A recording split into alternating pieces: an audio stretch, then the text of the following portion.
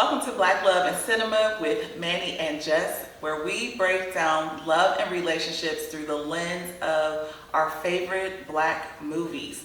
This week we're diving into The Brothers, a 2001 film that explores love, sex, commitment, and the struggles of four Black men navigating relationships. This film has a star-studded cast, and it follows the story of four lifelong friends, the brothers. Each of them are at a different stage of their romantic journey. So throughout the film, the friends gather in various settings, usually restaurants, bars, each other's homes, the basketball court, to discuss their personal lives. They have candid conversations that provide comic relief to the audience, but it also gives us deeper insight into their perspectives on relationships, fidelity, sex, personal growth, and all the things people tend to think about when they process what a relationship means. Their dynamic showcases the importance of friendship, especially the brotherhood, and what it looks like to provide support to each other as they navigate various challenges in life. So from their commitment fears to sexless marriages, secret betrayals, and toxic relationships, The Brothers is packed with drama, humor, and a few serious relationship issues. So the whole aim of this film is to help us see what love looks like from the brothers' perspective. But if you haven't seen this movie, don't worry. There will be some spoilers. We're gonna fill in the gaps, but our aim is not to really tell you exactly play by play what happens in the movie. We're gonna focus on major plot points, in particular how they pertain to relationship dynamics, what that looks like, how it plays out. But if you have not seen this movie, I think there are just enough spoilers to spoil it for you. So you might want to pause this video, go watch The Brothers real quick. Like he said, you can go watch it on Amazon for a few more days, but otherwise it's available on different platforms. Just Google it and then it'll tell you where to watch it. So babe, you want to tell them why we chose this movie? Okay. We chose it just out of nostalgia. We wanted to start with something that was going to give us a kind of a broad spectrum of relationships, but also something that was with a cast that we are familiar with. And for me, it's having a fresh set of eyes, being able to see something that I hadn't seen, or if I saw it was way too long ago to where I forgot it. So for me, it's like seeing it for the first time and being able to compare it to where my relationship was back when this movie came out to where it is now, and kind of get a gauge of what my thoughts are on relationships as far as men are concerned, and how they handled their different relationships with women. So when this movie came out, apparently it came out March 23rd, 2001. I was actually 15 when this movie came out. And I'm pretty sure I saw it when I was 15. So that would have made me a sophomore in high school. But interestingly, I was pregnant at that time because my son was born a month later. And I think that I would have to argue when I saw it, I probably had this idea that this is what love looked like. This is how it played out. And I think not only did it give me some idea about what love and relationships and marriage and sex would look like, but I think I really believe that I would be 28, 29 years old flossing like them, with the house, with the cars, with the great career, with the money, ready to be married, settling down with the type of brother that you see in this film is what I thought I would be doing. So at the end of the day, while I may not have been conscious of that idea, I think I fantasized about this being my reality, and there was no reason for me to think otherwise, because the movie made it seem like this is what love looks like, this is what Black love looks like, this is what I have access to. And I didn't think twice about it, even though I was 15 about to have a baby. And I was a little bit later in life at the time this movie came out. You was older. I was older, yes. If you didn't know, I'm a little older. I was 21, 22 at the time. You don't know? Yeah, I was 23, because it was between birthdays. So, so yeah, I had just turned 23, and I was in my first marriage at this point, and everything was still pretty much, I think, I hadn't had no kids yet, so I was still kind of in the early stages of figuring out life, and I was early in my military career. So I definitely was not on the level of these guys in their professions. So I didn't have the same perception at all. What you mean? Perception about what? About where I was going to be at 29 or anything like that. I was where I was at the time. A lot of these relationships I can look at and I can comparatively say, okay, I could have been one of these, or maybe even a couple of these people at any time given during during that age. I can see myself. How you gonna be one of the people you was married? So if anything, you would have been like Derek. There you go. Like, see, I could have been, but I had lived life before I was married, though. not really, Okay. because before you was married, you were a teenager. I was in college.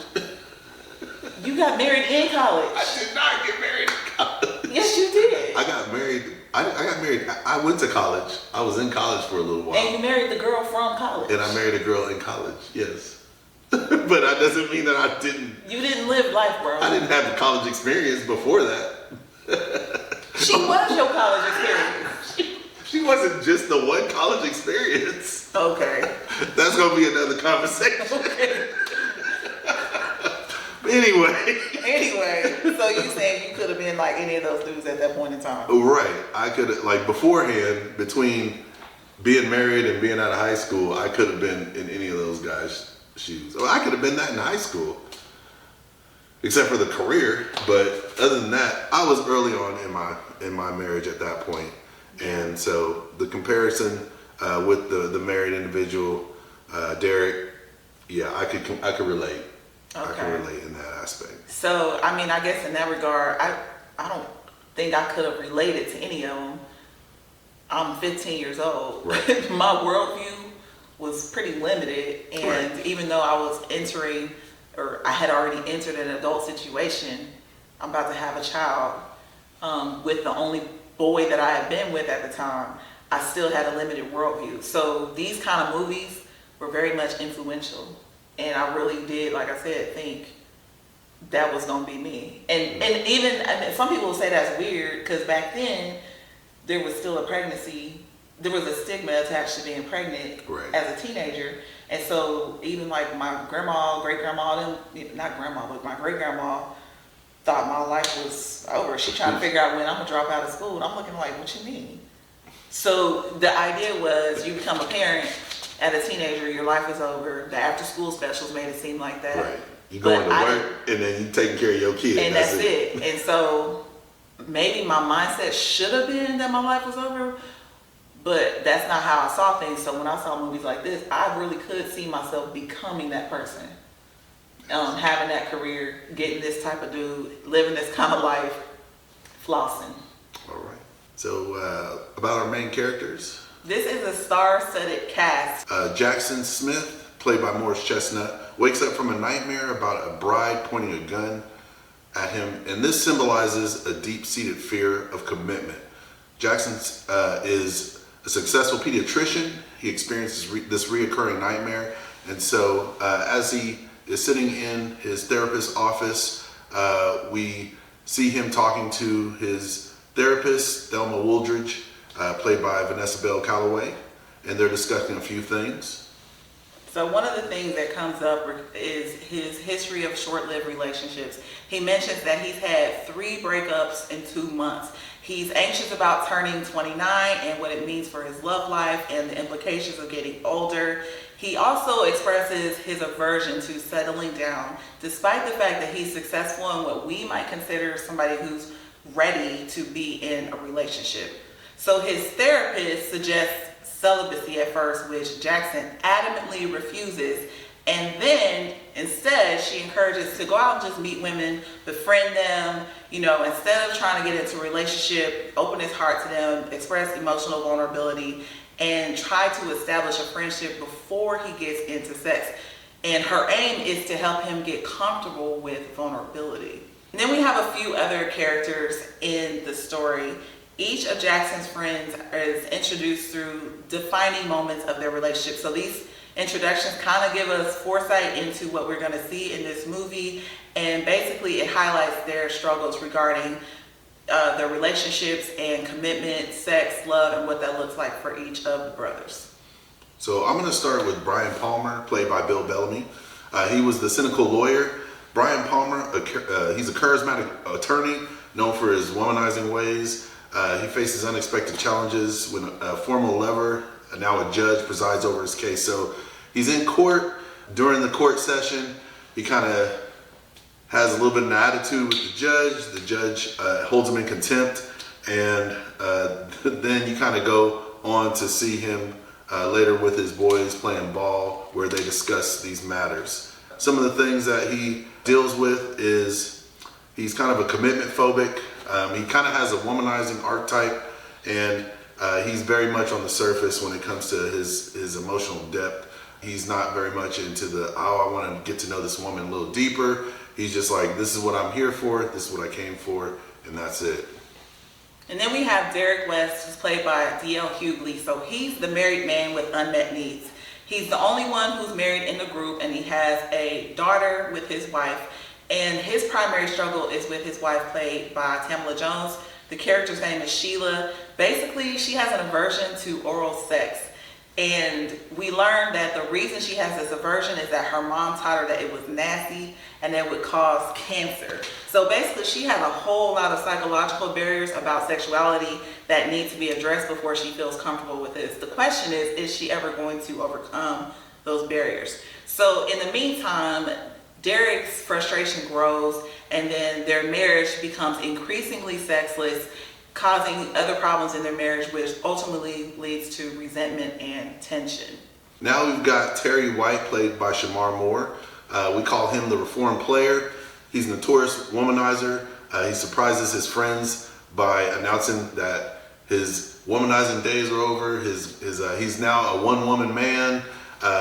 This is right after he just told them a story about him having a coworker or a temp seduce him in the office. And so as he's going through his journey with his fiancee BeBe, we see things and how they play out as far as where he resists temptation. He's at a bachelor party, has fun, he's trying to get ready for this wedding, and then ultimately how he deals with getting ready to settle down. There are some foreshadowing problems here that I would like to bring up. During the basketball game, they're having a discussion, and they talk about how Terry ended up in this mother-daughter mishap where he ended up dating the daughter and the mom, and the group kind of laughs it off in a Playboy fashion. Ha ha, this is funny.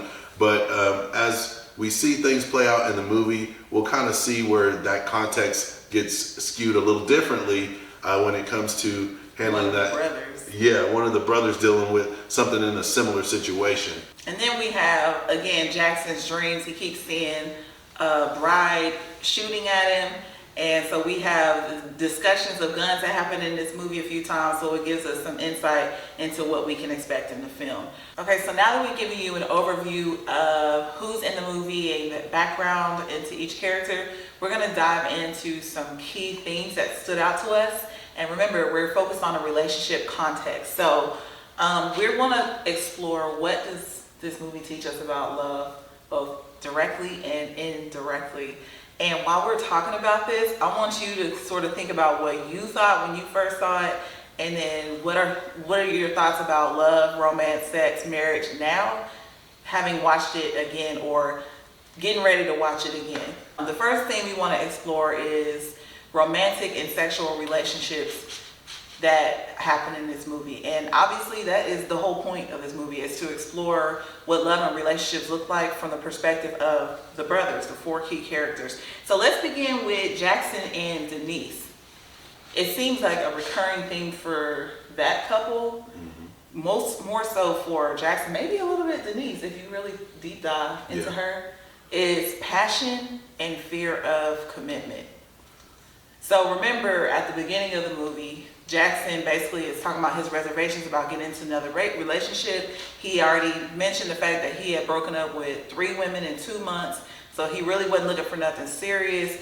He rejected the idea of being celibate, but he seemed to be open to the idea of trying to befriend women and express himself emotionally, trying to be emotionally vulnerable per the recommendation of his therapist. So it's very clear that he's not actively looking for a girlfriend, but he's still open to having sex. It's a whole conversation for another day. So the first scene we see with his relationship encounter is with Gabrielle Union's character, Denise. who is Denise, and she is a freelance photographer. So there's a scene in the movie where we were trying to figure out like how, first off, the way that they meet is very random, but the circumstances were kind of questionable. First off, you see the doctor, Jackson. He's with his... He's a pediatrician. He's a pediatrician, and so he's at the park with one of his patients and their guardian. Their mama. Mom. It's their mom. Okay, the mom. And so we're thinking, okay, well, they were invited to the park or whatever, or was he just there and saw and just was like, hey, there's my patient and checking in? She said when she took her daughter to the pediatrician, the mom asked if he would like to meet her sister. Right.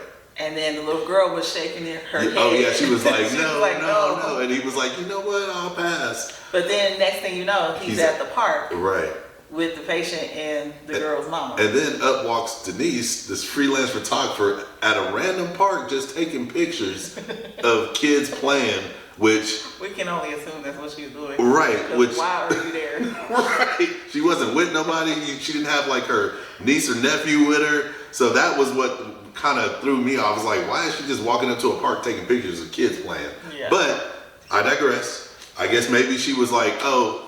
if we look at it from the perspective of both of them being the same type of fear of commitment, but yet, okay, interested in sex, maybe she saw the doctor over there Attractive man. and was like, hey, let me use my photography skills to come over and make a move. Maybe that was just game.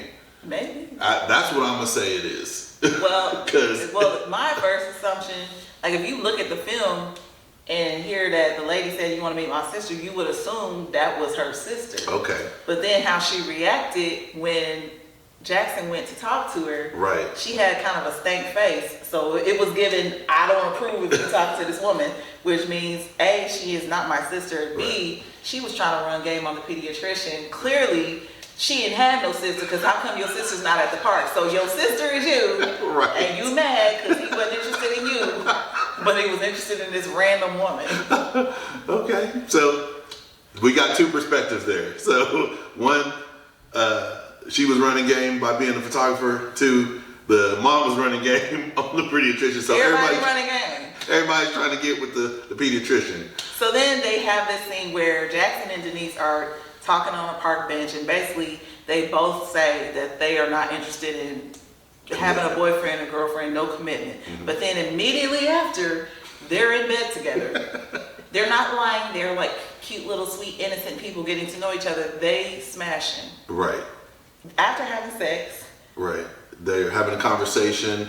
The topic of commitment kind of comes up, and because it's kind of a reminder, hey, you know, I know we just did this, but just so you know, I'm not looking for that.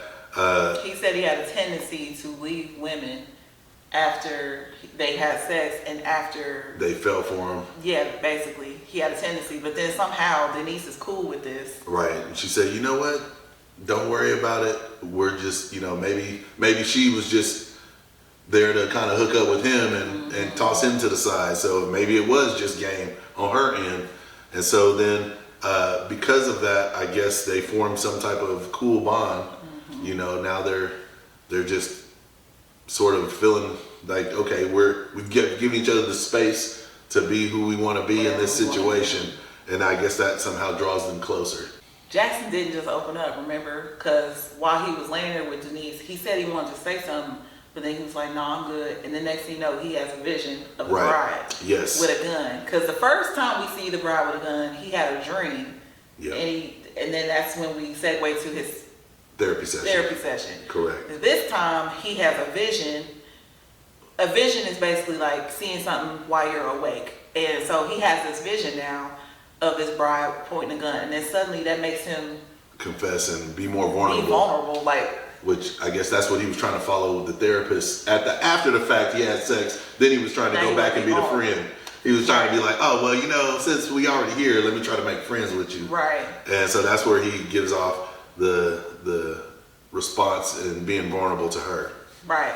But then, so his assignment was to befriend people and be vulnerable. And you're not supposed to be having sex. He did that in reverse. He did that in reverse. And then after they connected in this way, the next thing we see with them is they're at his sister's party. I'm guessing her graduation party. Yeah, or something. Cherie, played by Tatiana Ali. Yeah, and they appear to be a couple, very comfortable. Literally all of a sudden, like Right. we don't have no progress from we became friends. We don't even get a montage. Right. We just get They went from smashing, having a conversation to at a party. Like, you my date to this party. And it's given that they're in a relationship because his sister Cherie reacted like, "Wow, my brother don't ever bring nobody home." And there was public display of affection. And that's And she caught that, and she said, "Oh, you must be special, Right. Because he doesn't kiss nobody out in public." right. So there must have been something that they kind of passed through really quick to get to that moment. That's it, baby. Everything was quick. Yeah. That's the thing that stands out with Jackson and Denise. But then we have Terry and BeBe. So Terry, Shamar Moore, BeBe is Selena. I can't remember her last name. But anyway, Terry is, what the movie is given is that he's this reformed playboy. Although they don't really elaborate on that, the idea is he was a ladies' man. He would have any woman that he wanted, and which is why, like Mansell mentioned earlier, he had the mother and daughter. Like he was that dude. He wasn't just he was hooking up with everybody. And so he was Shamar Moore of what women would think Shamar Moore would be doing. yeah. That's pretty much it. He would be the one to get away with it because he's Shamar Moore. He's Shamar Moore. That's funny. You done made him a bird. You being real Shamar right now. But so he's with this woman, and then you said that he said he was a one woman man on the basketball court. On the basketball court. So when they were balling, when they got done, they were talking on the bench. They started talking about women and how all the things that were happening. He explained about the temp coming on to him, and then that's when he said, "You know what? I'm a one woman man now," and they all was pushing back like, "Yeah, right." Right, like, we know you. Remember the girl and the mom and the whole situation? That's where that conversation came up. Okay. So then next thing you know, he's making this announcement that they're engaged. And that's at the bar. At the bar. But he has his fiancee, BeBe, with him. Yes. And so that whole situation. That was nice. Go ahead, talk about that. But before we even get to that, the movie they're trying to convey that Terry is a reformed playboy. Mm-hmm. The basketball court scene is trying to give us some insight into what he was like, but it really ain't giving playboy. It's not really, it's so surface, we don't really know what they're talking about. But okay, so that's what he's supposed to be. And then there's this woman, they've been together, they said 2 months? Right. And then they got engaged. Yes. So then we get to the bar. He brings his fiance. He announces his engagement, to which none of his boys gave an enthusiastic response. They were all kind of like, they almost act like, where did this come from? Right. And so in this, it's given, their couple is the illusion of commitment. So it's, everyone's thinking, oh man, these two are, they're really serious. No, they're not thinking that. Well, the boys aren't thinking that. Boys are like, this but Shamar's character Terry is thinking like, I'm serious. I got to do this, and he's kind of trying to convince himself. Because if you kind of listen how he's talking, he's like, well, you know, guys, you know, we're getting older, and I'm kind of done with these streets kind of situation. He's trying to tell that to them, and they're like, dude, do you hear yourself? I didn't even think about that. You said he's trying to convince himself. Yes. Bro. But also trying to convince his boys. Right.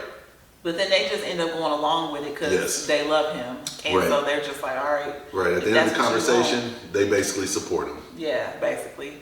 And so anyway, I guess part of it is, I think two of the brothers think the relationship is rushed, but one of the brothers, Brian, he don't like the idea at all. First of all, he's cynical, like we already talked about, but he also does not like BeBe, like at all. So even after they announce it, I hate this scene. basically, Terry tries to push back, but then BeBe's like, no, I got this, let me handle it. So she walks up to Brian and basically tells him that there's an understanding we don't like each other. But know this, I'm at the gun range, what'd she say, every week? Mm-hmm. What does that have to do with anything? Why are we talking about the fact that you were at a gun range? How does me disapproving of your relationship and the fact that we don't like each other have anything to do with you being at a gun range? Why? It was a straight up threat. It was a threat, but why are you threatening me? Like, literally, you weird. And that makes Brian seem like he's not. It looks like Brian has some sense, because Right. that is the exact type of person you would not like to like. Yeah. Or the exact type of person that you wouldn't like, because she seems cuckoo. Right. She comes off as she's being protective, but in the scheme of it, yeah, when you look at it, it's kind of it's like, oh, wow, you didn't have to really say that. Now, it could have been coming across as a joke, and that in itself, okay, you're the woman that's hanging out. You see the boys, you're coming up to the boys, and that's your way of just kind of talking trash. Sometimes that can happen, but Yeah, no. but yeah, it just wasn't. It didn't fit right. Yeah. It didn't fit right. It wasn't like we can take this outside if you got some issues. Right. It was more of I'm packing and I'll take you out, Right. which is a little bit too extra. over the top. Way extra. So that's who we dealing with. Terry and BeBe, reformed playboy and girlfriend that look like she about to lose her ever loving mind. Well, and just to go back, Terry and BeBe, their sex scene was basically them having sex prior to being married. Yes, they're having sex before marriage. Which was a small conversation of pretty much, are they still going to be, or is it, do they feel like it's okay for them to be doing that? Who said that? It didn't seem I like thought they thought that way. Well, no, they were just talking about how they were doing it. Oh, no, she did say Yes. that, didn't she? Yes. She's like, I'm not supposed to be doing something like that. She Right. did. Like say normally we wouldn't be doing this until after. that. Yeah, because she said she was a good girl. Right. And then even though she just threatened old boy at the club with her gun. And he saw the gun in her purse on the nightstand. Yes. Which triggered him because And- he felt uncomfortable. Yes, because he told her, I thought I told you not to bring this in here. Yes. So that's another key item Yep. that shows basically she had the threat at the club, then she brought the gun into his spot, and then After knowing he was not comfortable with it. right. So that's building. You can already tell there's foreshadowing being put in play. So that relationship Yeah. is given. All What was that TV show you told me about? Because I said it was the women that be, cracked. Is it cracked or something like that? The one with the women that kill their husbands off of I forget the name of the show. Yeah, I forgot. Then we have Derek and Sheila. They're married and They're engaging. in bed. Yeah, they were starting to get intimate. And then he wanted his wife to perform oral. Yes. And she was giving excuses, basically. Right. Yes. And so then she was basically saying, why can't we just do the regular stuff first and then I'll do that? And he said no. And so then they get in this conversation about Why won't she speak into the mic? We'll just say that. yes.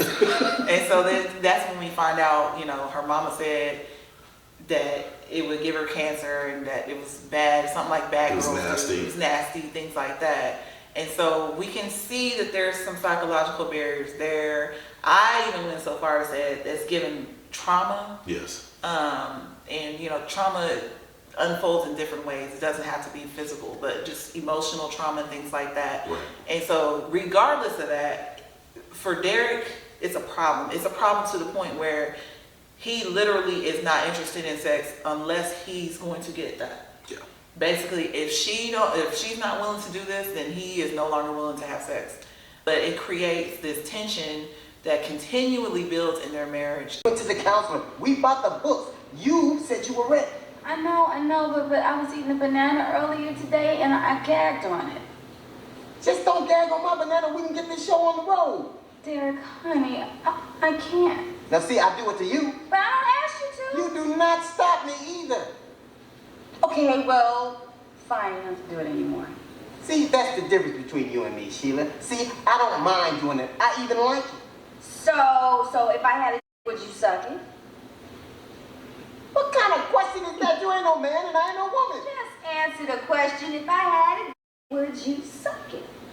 Yes, I would suck your when a Viking had a little league chest protector. The way they handle this is just horrible. Right. So for one, he cut his wife off, which, Yes. how does that solve anything? So you cut your wife off sexually. You basically make her feel, I don't know, guilty, ashamed. You're trying to guilt and shame her into doing this thing that she's clearly uncomfortable with.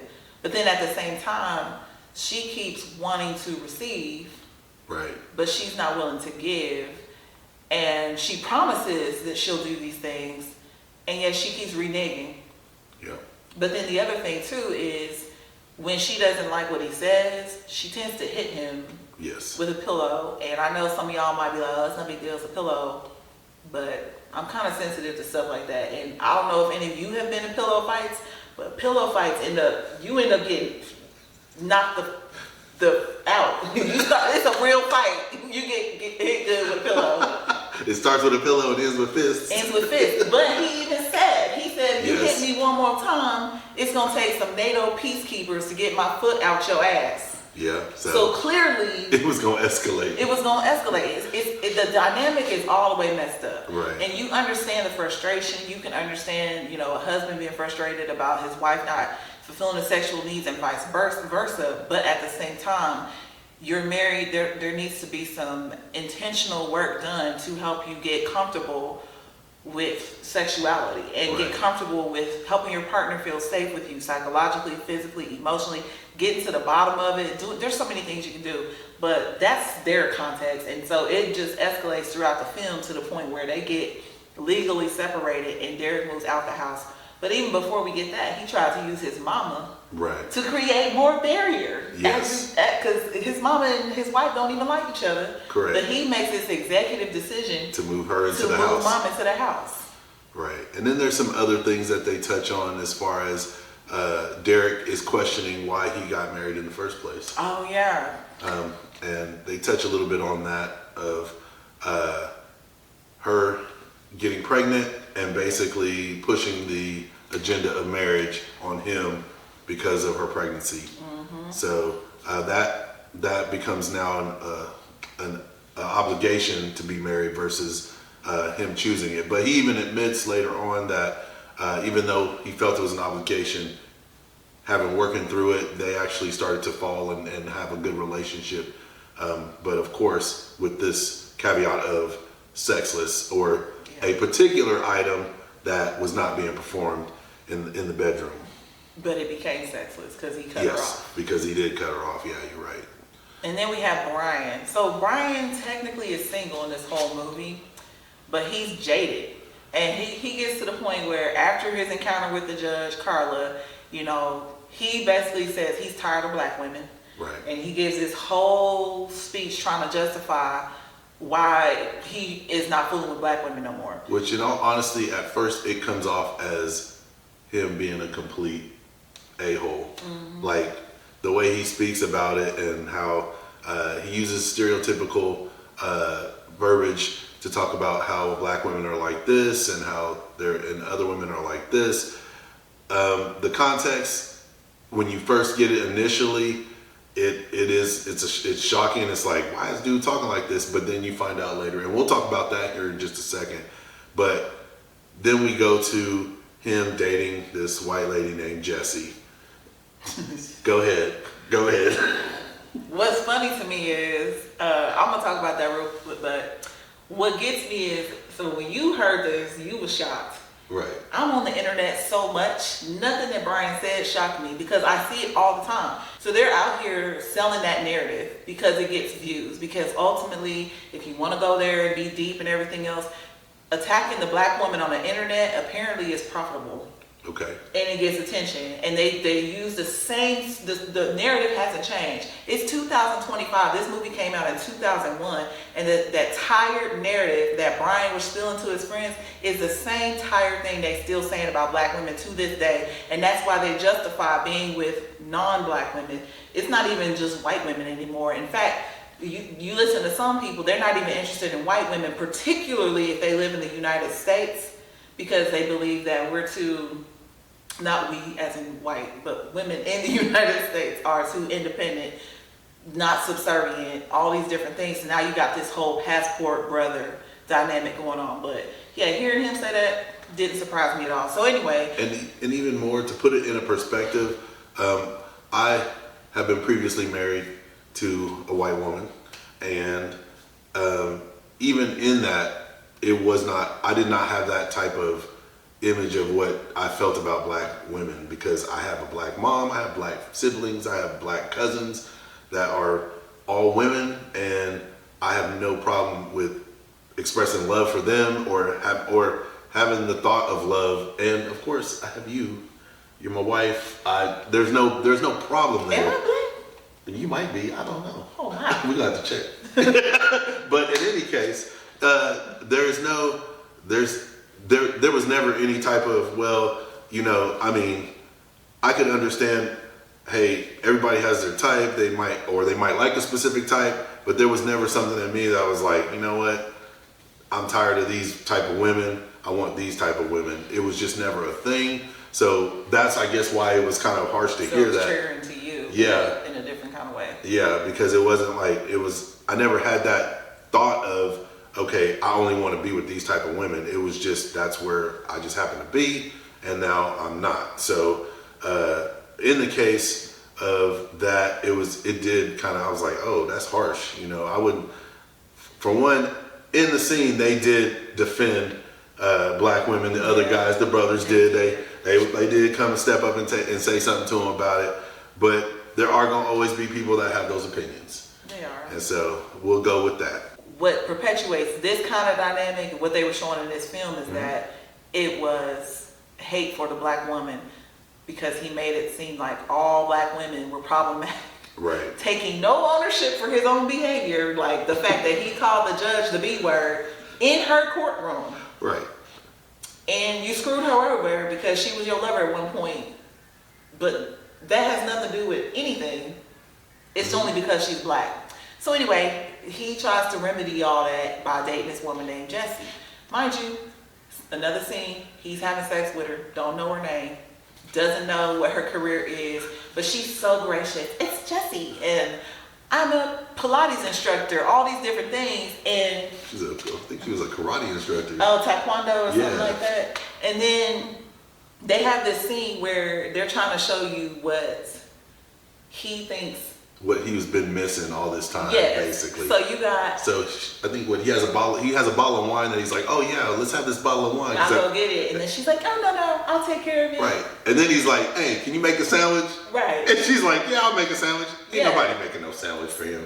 So the assumption is that black women won't serve you.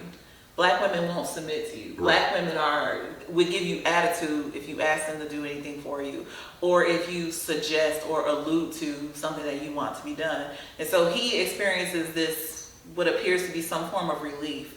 But then, as he's dating Jessie,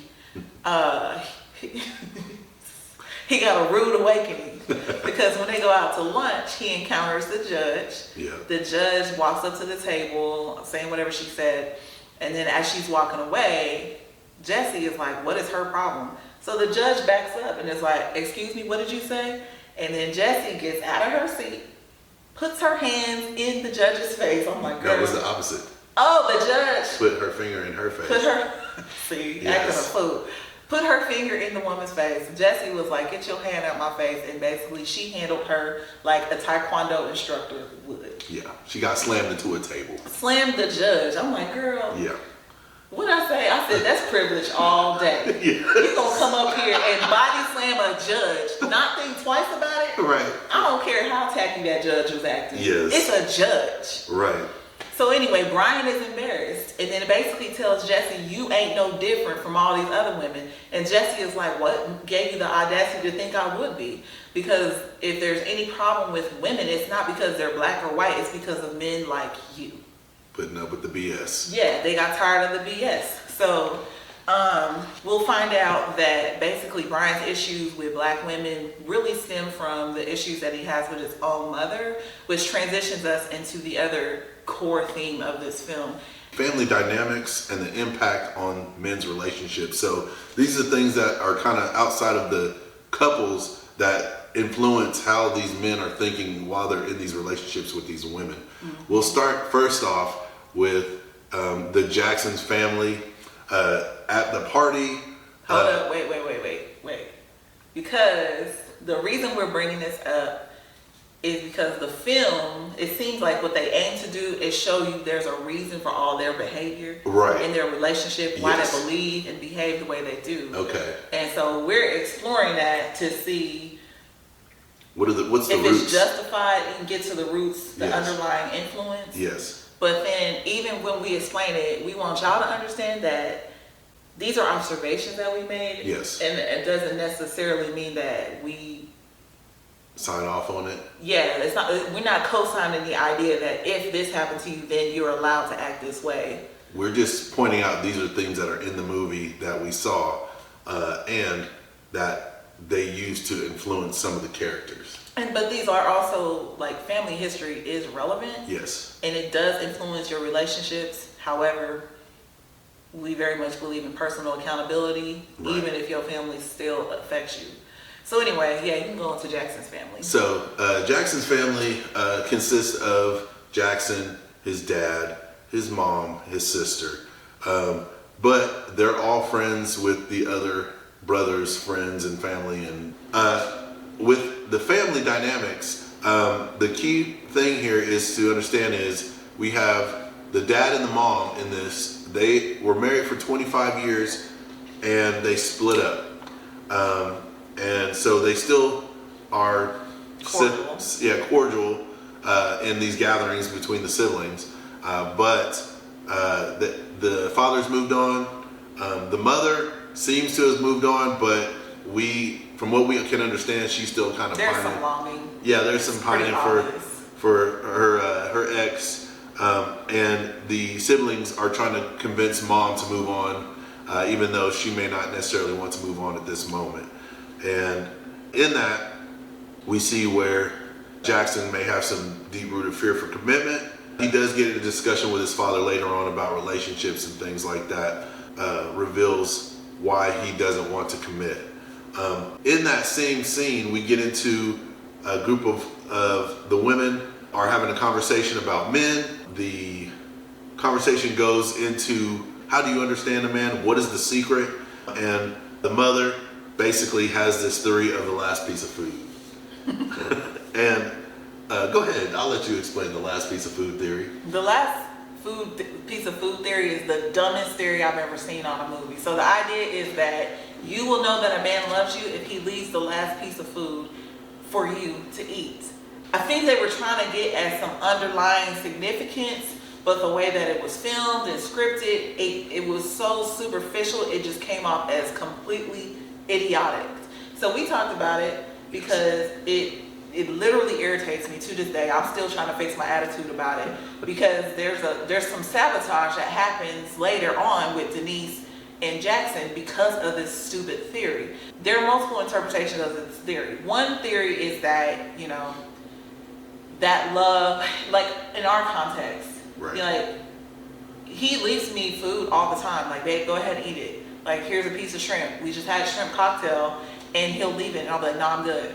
But also, I have seen this movie, and back in the day when I first saw it, I guess maybe I wasn't even aware of it, but it influenced my psychology. And so I had this idea that if a man leaves a piece of food or whatever, that means something. But it also means to me that it means that you love someone, period. So he'll leave me food. My mind, way deep in my subconscious, is like, no, you eat it. Because I want you to know that I love you. You're not about to act like this is one-sided.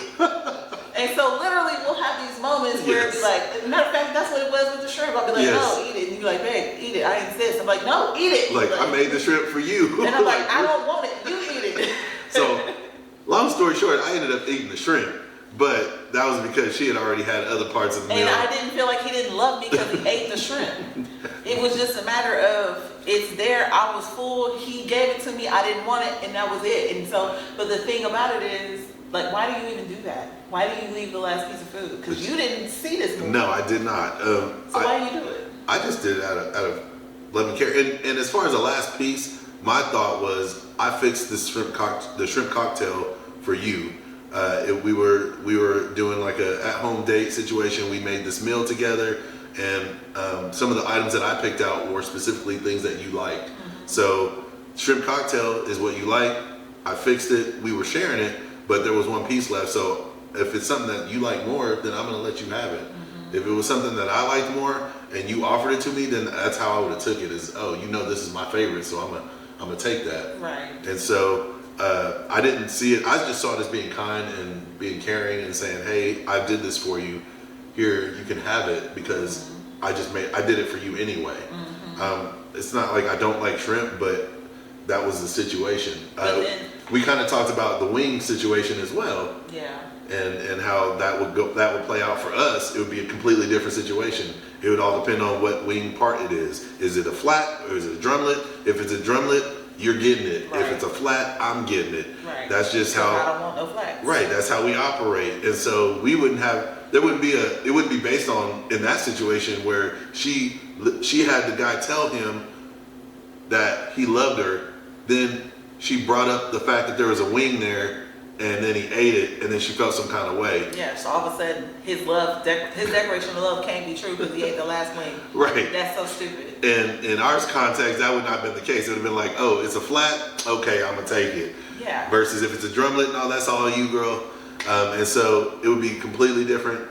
And the fact that if I had just said I loved you, that wouldn't be, there would have been no question on that at that point. But then, so I think that's what they wanted to try to communicate in the film, but it was just done very badly. So it hit me the wrong way. But to your point about caring and kind and all that stuff, I think that's what they wanted to show, because those are things that you would do when you love somebody. Right. You demonstrate care and love and grace and compassion and all these things by giving to people. Right, and I think either the sister even said it shows sacrifice. Yes, it does show sacrifice, but then it's like, when you're always like this, but you don't key in on it. yeah, you don't key in on it. That's the stupidest thing. Right. But if he said he loved you and there was no other evidence of it in any other aspect of your life, I could understand keying in on this thing. Right. But if he's saying he loves you and he literally had proven and demonstrated before that he had an issue with commitment, didn't even want to be in a relationship, all these things, you could see his growth and he's declaring his love. Shame on you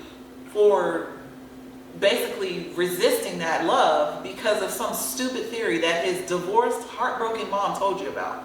And then, but then on the other side, if this is the author's intention, the writer's intention, which again came off very poorly in this film, if you want to show that it communicates care and putting someone else's needs first and things like that, that is true. But again, my husband does this regardless. He does it, it is not just food, he does it in everything we do. Right. Everything. So it's not like... And honestly, if I would have watched this back when I was younger, I would have took that as free game. I would have that would have been a way to coerce or to change the situation in a date where it's basically, that's a move. At that point, given the last piece. So at this point, all the women who have seen this movie, that have dated someone that possibly have seen this movie and they gave you the last piece, now you have to question whether or not that was game or if they actually feeling that way. Right. So I can see where that could be causing a lot of issues as well, because when in my younger days, that's probably what I would have did. I'd probably been like, okay, so let me go make sure. So you're gonna give them the last piece so you can get a piece. Yeah, and if they buy into this theory, then they gonna give you a piece because you believe some stupid stuff like that. Right. But when he's always like this, he's always giving, he's always caring, sacrificing, or whatever. That's just par for the course. And so you'll understand that he loves you holistically. He loves you daily. It's not something he got to prove with some stupid idea of leaving a chicken wing. Right.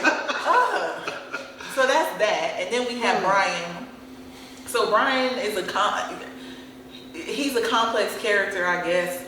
Cynical, he's already given up his idea of being with black women for whatever reason. But then the storyline with him and his mom kind of gives us some context to that. So he goes to visit his mom. Basically, he's there because he finds out that she's having trouble with his brother. whom she made a point of highlighting that it's his half brother. But oddly enough, we have another huge age gap difference in these siblings, because his brother is 17 and he's, again, somewhere about 28, 29. Yeah. And we're just sitting here like, who's having these kids? With these age gaps. Why are y'all having kids? That is weird. So then, okay, so he goes to visit his mom or whatever, then finds out that there's issues. Ultimately, he says, he makes the suggestion to let his younger brother come live with him that she's opposed to. We don't really get a reason why. Yet she's grieved about everything he does. Basically, he's acting like a teenager. So he has people at the house, all kinds of hours. He's just doing, that's pretty much what they give us. It doesn't seem like he's doing anything extreme, but she's sick and tired of it. But at the same time, you can see there's some resentment there, because basically both of their fathers left her. But she seems to be most sour about the fact that the younger one, his dad left, and not only did he leave, but he left her for a white woman. Yes. So that may also give us some insight into why Brian feels some type of way about black women. Right. But then also even probably white women. I don't know. Yeah. Well, I think that the fact that his mom was not giving him affection kind of stems to where he has this feeling of abandonment from his mom, which could kind of clue in why he feels the need to be a certain way about black women, or have opinions that he has in the way he does about black women. Because I guess from my perspective, seeing it, even though black women may not give you the time of day, or may not, or treat you a certain way, or they might have these things that he thought that was that way, at least if he goes to his mom is giving him love. He ain't worried about what black women are doing. He's just doing what he's doing. He's being who he is. But in this case, that kind of adds additional emotional trauma to the situation. Is I'm not getting this from my mom, so he doesn't have a good representation of what it means to, or what it is to have. Loved by a black woman. There you go. And so he's out there just kind of blind, trying to figure it out. Yeah. But at the same time, he projects that lack of love onto all black women. So I think when black women fail him in some way, he can't help but see his mama. Ooh. So it's like, you don't love me. Yep. You just like my black mama. You talking to me this way, you just like my black mama. Right. And things like that. But at the same time, she has the same view. These white women are taking our men. Yeah. And you can see it's really deeply ingrained in her, because every ethnicity that her son brought up, she basically referred to them as a derogatory version of a white woman. Right. So she really has that issue going against her as well. But him being with white women, if you want to really psychoanalyze him, could be to give his mom a middle finger. So he's doing it as a rebellious stunt. Yeah. Yeah. To say, oh, since you don't like white women, I'm gonna just go ahead and do this because you ain't giving me no love. You don't love me and you don't like white women? Yeah, okay, I got something for you. Which I guess that makes some sense on how, I mean, if you look at how some of these other people behave, like we're gonna get into Derek now. Derek went to go see his mom. Yeah. And he, like you had pointed out, you thought that he might have been using his mom as a way to get back at his wife for not because they don't like each other, doing her wifely duties. Yeah. But in this case, he's going, when we're looking at how family influences love, in this case, he's going to visit his mom in a home. His mom and his dad were in this home together. His dad passed away, and so now his mom is there alone, and he feels like he needs to take over and take care of his mom. Again, another asset of, or another thing that brings up his sense of responsibility. If he had a father that was responsible, took care of the family, did all these things till death. Yep, till death. Then when his girl Sheila gets pregnant, what is he gonna do? He's gonna feel that obligation. He's gonna step up, be responsible, which can kind of highlight why he's in the relationship he's with and why he has this type of commitment to his wife. Even though he may not like her because she's not doing what he wants, he's still committed and he's still in this. He's still trying to figure it out. But he's gonna bring mom home to bring some of that drama. Right. Seeing the brothers deal with their families and how it influenced them now kind of gives an idea of why they may be in some of the most toxic relationships and have tension between each other in different aspects, and tension with the people that they love. So let's get into some of those things, the tension and toxic parts of these relationships. I think that the primary reason this came up, especially for me, is because I recognized the subtle, to me there were things that were subtle, but they were nevertheless toxic. So I mentioned a couple times the pillow, Sheila hitting Derek with pillows, and on the surface it doesn't seem like a big deal, but in my experience, you hit somebody with a pillow just right, you about to get hit with some fists.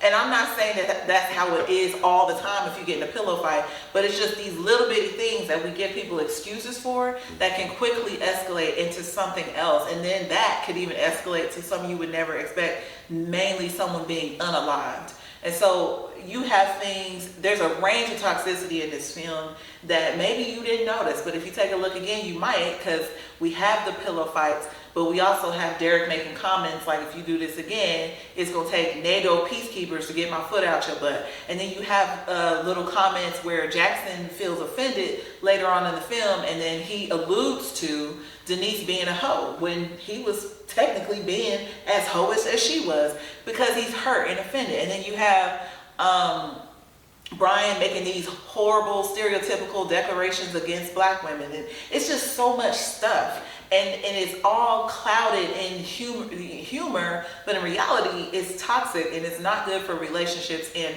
if these behaviors happen and they continually happen, you're gonna have great climax of tension and toxicity that gets to the point where you got women really losing their minds, stalking people and shooting at you and your friends. And so I get it's supposed to be funny, but this is a recurring theme in the film, and we just felt like it was necessary to address it. Right. So we're going to talk about, this is kind of like the turning point where the toxicity starts to come to a head. We start with the bachelor party, and this, we call it the test of commitment, because we know bachelor parties are, in its essence, this is like the last hurrah for a bachelor before they get married. They, have the strippers, they have the alcohol, and so there's a lot of different things going on at this party that causes everything to kind of tumble and fall and put things into place for the plot of this movie. The first part has basically the strippers walking around, and Terry, All kinds of strippers. and Terry is just kind of trying to get into this mood of, I'm enjoying myself, this is my last hurrah, I'm feeling it. Brian, on the other hand, is kind of apprehensive, like, man, you really should be thinking about this. This is all you're missing. You should be, you shouldn't be doing this. We should just be hanging out and having a good time. And Terry gets upset and he says, like, hey man, you're killing my vibe. I'm doing this. I'm going to get married, and you can't say anything about it. But in the meantime, he's supposed to be a reformed bachelor, Right. But he the one that got cheeks and tits all up in his face. Yeah, he's Smacking booties, women everywhere. he Telling is. women to hold, don't go too far because I'm going to come get some of that. You the reformed one who's getting married. I'm confused. Right. But then Brian, who's all about this life, is not enjoying any of it. Matter of fact, he's sitting around sulking like a little boy, Yep. getting drunk. Mad because his boy's about to make this commitment. And feeling bitter about other stuff, I'm sure. Oh yeah, for sure. Next, we have Derek, who ends up putting himself in a compromising situation where he's willing to pay a stripper to kind of get the needs that he was not getting in his marriage. Now, during the scene, he's having this conversation with her. She's like, hey, I'll do what you want. And in the last moment of it, he changes his mind because all he can think about is his wife. Which is how it should be. Right. So he gets a valuable lesson there. He understands that, he has to figure out what he's going to do with his wife in order to settle that or to make amends or whatever, because I believe this is before they separate. Yeah, they haven't separated. So they hadn't separated yet, but this is a realization to him of what he's got to figure out what's going to happen. Then we have Jackson and Brian. They're hanging out. They're discussing, different standards, the double standard of relationships, on how Jackson may be able to do all this stuff like, hey, was your girl mad at you for being at this party? And he's like, oh no, she's fine. So while they're having this discussion, Dad's phone rings. Dad's phone's ring because they're at Jackson's dad's house having this bachelor party, and Denise is on the line. So spoiler alert, Denise decides to reveal that she's going to speak to Jackson about The relationship she had with Fred. With Fred, her dad, or his dad, sorry. And so now Jackson is listening to this. He knows, and now he goes to confront Denise about her past. Immediately. So it cuts right from there to basically being at Denise's place to have this discussion. So when he gets to the house, you know, he does, I think, a good job confronting her directly. But she hems and haws on the issue. Right. Until basically he's like, you know, you can leave, it's done. Then finally she confessed to kissing him, but basically because he led the witness. Yes. Because he said, did you have sex with him? And she denied it, kind of. Right. And then he said, well, did you kiss him? And then she didn't even answer. I think he was like, oh, something like that. She did. She said yes. Oh, and that was it? And then he kept asking questions and she was like, I'm done. I'm not going to discuss it anymore. And so then basically Jackson's like, okay, this relationship is done. And then we have this stupid thing, like, it was stupid to me. Right. Like, oh, you're going to love me. I'm going to make you love me. I'm not going to let you leave because I know that's not what you really want, this, that, whatever. And like, I'm just like, this is the weirdest. Why was it weird? Because this is categorized under toxic, is it not? Yes, it is. This is why I thought this was toxic. Because there's a few things happening. One, although Jackson did a good job confronting her directly, you don't really see that in film. They tend to be angry and they never have a conversation. So I do appreciate the fact that they wrote Jackson confronting her directly. I don't like how they made Denise hem and haw on the issue, and the only reason she basically gave him an answer is because he kept asking questions. Right. But then when he did, she was offended because why wouldn't you be offended? Right. But also, he did insult her directly because he was Yes. hurt. So that's why I said earlier, he alluded to the fact that she was a hoe. He didn't say she was a hoe, but he basically, when she responded to it, he's basically like, well, if the shoe fits. Right. And so now they're both on defense. And now they're not being effective communicators. He essentially cuts it off saying the relationship is over, but she's saying she's not going to let him in the relationship and that she's going to make him love her. Honey, you are not Jennifer Hudson. This is not Dreamgirls. I don't know what you're talking about. How are you going to make somebody love you? Because basically her mind is, I shaped him to be the kind of man that can love me. And that is the kind of idea that they've been teaching young ladies since as long as I can remember. If you just stick around, you can make this playboy love you. If you just do this and that, you can change their mind. If you're faithful to baby boy, that's what we got to do next. Then you're going to have baby boys fall in love. You're going to shape him into the kind of man that you love. That was toxic. And then you're not respecting his boundaries because you're at his house. Because he ends up saying you can let yourself out. Get out of his house. He don't want to talk, give him some space. Because it ain't like you just said, I dated someone you used to know. You dated his dad. His dad. It wasn't even his boy. Yeah. And I'm It's like, his dad. I didn't even have to ask. I'm like, baby, how would you feel? No. Like, that's it. I don't know who. In the conversation. That's it. And it works in the reverse side. I wish you would tell her, oh, me and your mom had something back in the day. Well, you can go back. Like, no, it's nice meeting you. But she act like, I wish you well. she act like he needs to be more understanding. I think he was being as understanding as he could be. Right. His reaction to me was normal. It doesn't seem, it's not right that he called her a hoe, but his reaction was normal. Mm-hmm. And honestly, I don't even know, it may have only been normal because he went to therapy. Yeah. Because if he wasn't in therapy, he probably would have been like all those other stupid movies where he would have just been angry and she wouldn't know why until he exploded. Yeah. But to me, what made this seem toxic is the fact that basically Denise did not take ownership for something that is not normal and that we don't want to experience. You don't want your partner to have been with anybody in your family, but let alone your parent. So she just act like it was no big deal and he's supposed to just understand. And all this while, you've known all along when he fall in love with you. So it seems manipulative because you knew this from jump. As soon as you saw his dad way back in scene 1 an hour ago, You should have made that confession. Look, I need to talk to you about something. But she didn't. You think if he loves me, then he can't reject me when he finds out. Do you think if she would have said it that early on, that would have been like, cut the credits? Like, It would have been. He would have been like, oh, okay, it's nice to meet you. It would have been. And honestly, and that would have been fair and it would have been okay. Okay. Because guess what? You have less heartbreak. Yeah, you're Is right. this not true? That's true. You have less heartbreak. I don't have an attachment to you.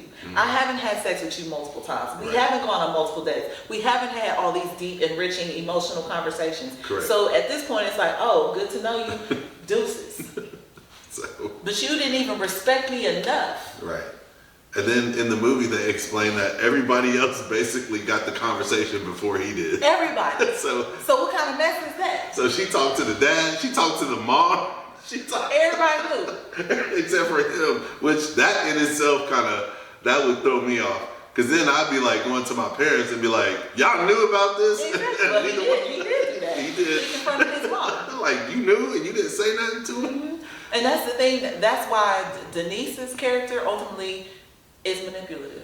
Yeah. That's what makes it toxic, is she's manipulative. Again, it's real subtle, but Okay. that's what that is. So now we have Terry. Oh, Lord. So after the bachelor party, Toxic Terry. Terry, I don't even think he's the one that's toxic, though. Sorry, No. baby. no, I agree. Terry ends up at Jackson's place where he reveals that he can't do it. And he's like, I can't get married.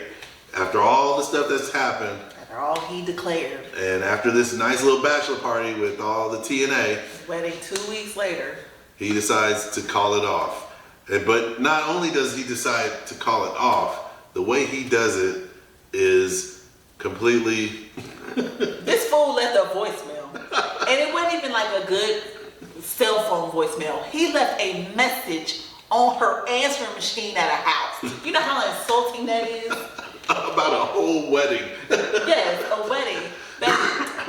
It's bad enough to get bad news on a voicemail on a cell phone. But you gotta get off work, drive all the way home, push play. I'm sorry. This how messed up I am. Push play on your answer machine to hear, oh baby, I love you, but I can't marry you. So basically he's going through his point and saying, she's been calling me, she's been following me around, Yep. I don't know what to do. And he's like, why did you do that? And so they decide to, he's like, we got to call the boys, we got to get together. So they decide to go over to Brian's, which that brings up a whole nother thing of issues that we've kind of pointed out, because of course we understand that Jackson lives in a very nice place, Terry lives in a nice place, Brian still lives in the hood where his mom is. And so he's kind of, even though he's a lawyer, he still kind of resides where, you know, he grew up, which is cool, but it's not the best of neighborhoods, or from what he says, shooting there is like doorbells. So That's a great point. And the reason, because he did mention that he needs to talk to the boys. right. But the scene, with the reason they're headed to his house is because his car got vandalized. Yes. Brian's car. Yes. And so, And he done screwed over so many women, he don't know what woman did it. so yeah. And so we're going to see Brian, and Brian is, we have, well, I'd say you have given him the title of the authority on crazy women. Yes. Because he's been with so many of them that, He can discern, he know it when he see it. right. And he's a lawyer, think about it. And so your deduction of this was the conversation between him and BeBe. What did you think? I think that when BeBe made that threat at the beginning of the movie, I think his resistance to her obviously began before that, but I think that everything since then was just him recognizing this woman is unstable. And so, you know, they can make it seem like it would be easy to characterize him as somebody who's just cynical and bitter and just doesn't like women.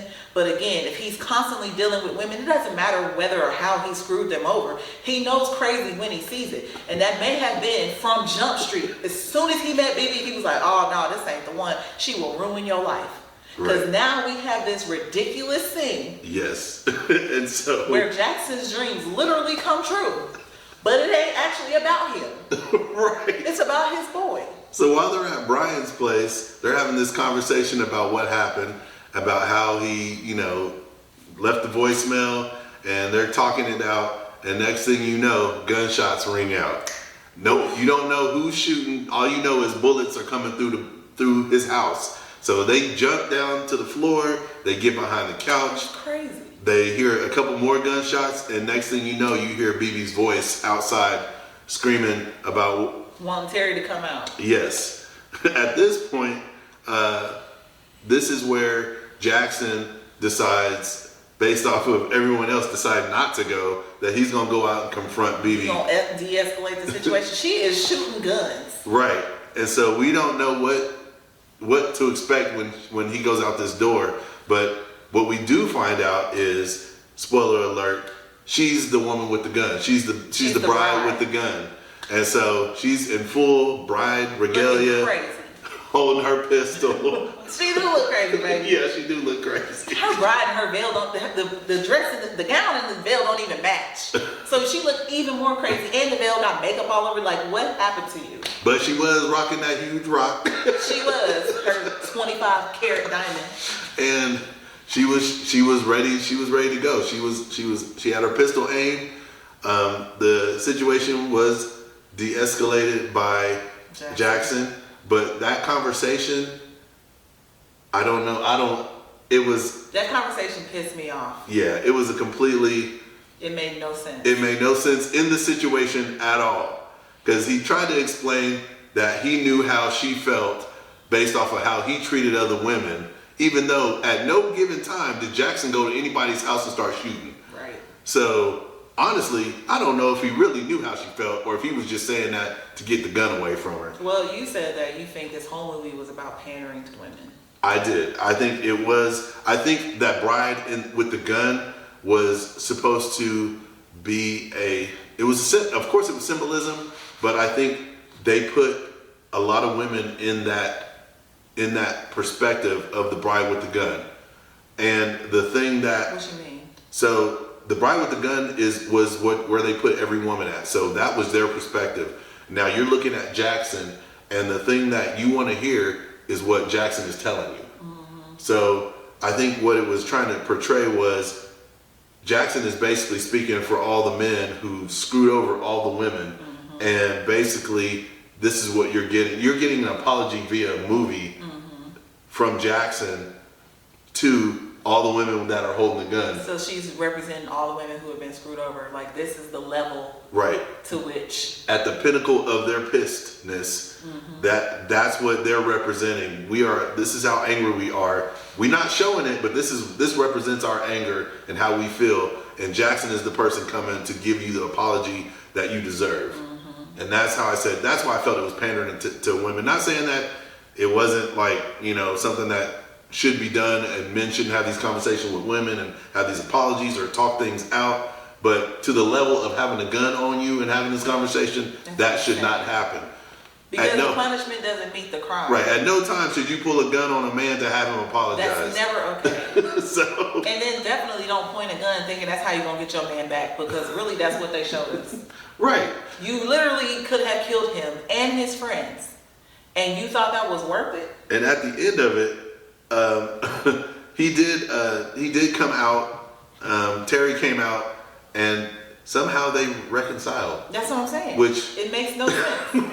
It's insane. Because for me, when I saw it, what it gives women permission to do is act crazy. It gives them permission to vandalize cars, like you saw what happened to Brian's car. It gives them permission to body slam judges. It gives them permission to cuss people out. It gives them permission to threaten people. It gives them permission to act a fool, because ultimately at the end of the day, you're only doing that because you're hurt and you're going to get the man that you want anyway. That's why you can manipulate them. That's why you can pout when they say they love you, but you mad because he didn't give you the chicken wing. That's why you can do all these things, like get away with not sucking your man all this time but you getting something from him in return. This is the mess that they teach in this movie, which is why I said essentially, originally I wanted to say the brothers is keeping you single, because I get it. I might be overthinking it, but I think just life experience and just seeing all these women crying on the internet, truly that is what they're teaching you, even if it's indirectly. So the reality is, the punishment doesn't meet the crime, and I would argue unless you are literally defending yourself, it never will. It's not okay for you to respond to a person's, how you say, breaking the engagement or breaking up with you at all. It's never okay to threaten them or to actually enact physical violence. That doesn't meet the crime. The way that he did it was wrong, but it doesn't make sense for you to respond that way. And I understand you get in your feelings and things happen and you kind of lose yourself or whatever, but that does not justify it. That's what I'm saying. This right here was the climax of toxicity. And I would argue, if you go from everywhere from calling people hoes to hitting them with pillows to making threats, that's where you're going to end up. At that level of toxicity in your relationships. But the problem with all of these relationships, regardless of their family history, which is why we pointed that out, regardless of their dating history, which is why we pointed that out, regardless of all of it, what you do not see in this film, really maybe arguably with Jackson, is people taking personal responsibility for themselves and their relationships, how they contribute to the mess in their relationship. Everybody's a freaking victim in this movie. BeBe's a victim. She's the one with the gun, but somehow she's the victim. You're a victim because he called off an engagement because he didn't feel like he was ready. What that should have done was warranted a conversation. He was a coward for leaving it on your voicemail, but he was also, but at the same time, you gave him a reason to run from you. Literally, you're stalking him, you're following him, you won't stop calling him, and then when you can't have your way, you show up with a gun.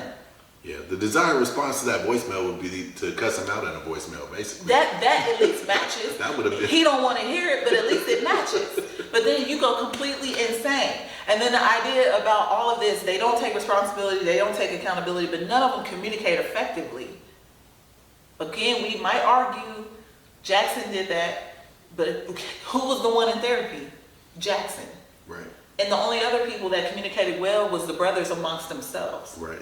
And even you said that was unrealistic to an extent. Right. So it's just, the dynamics in this movie are crazy. And the idea is that they sell you this romantic fantasy through a series of tropes, which is what I think probably got me caught up when I was young. And again, it's subconscious. I wasn't even aware of it. Which brings us to the ultimate ending of Jackson at the wedding of his parents being reunited, basically giving Denise the last piece of bite of the cake. Right. She gives him the last piece of bite of the cake. That was the end of the scene where they basically get back together because of this last piece of cake, which we thought was ridiculous. Yes. But that's where they paid it off. And actually, it shows everybody getting back together. Everybody reconciled. We don't know why. Right.